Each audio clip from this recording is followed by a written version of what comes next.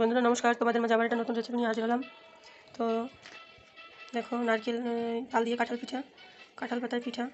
প্রথমে তাল দিয়ে চালের করে দিয়ে স্বাদ মতো চিনি দিয়ে নারকেল করে দিয়ে ওটা মেখে নিলাম। মেখে নেওয়ার পরে আমি এই পাশে কাঁঠাল পাতা খিলি করে রেখেছি, ওটার ভিতরে এই গোলাটা দিয়ে দেবো। তো দেখো বন্ধুরা, আমি এভাবে কাঁঠাল পাতার ভিতরে গোলাটা দিয়ে দিচ্ছি। তার উপরে নারকেল করে দেবো, নারকেল করে দিয়ে দিচ্ছি।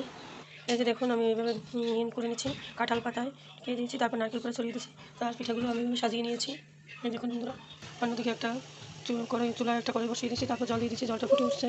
তো বন্ধুরা, আমার কাছে এটা ছিল, আমি এটা বসিয়ে দিয়েছি।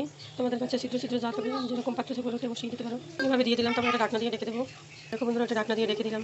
অপেক্ষা করতে হবে যতক্ষণ পিঠাটা সেদ্ধ হবে, ততক্ষণ অপেক্ষা করতে হবে। আমার পিঠাটা হয়ে গেছে, আমি চুলা থেকে উঠিয়ে নিয়েছি।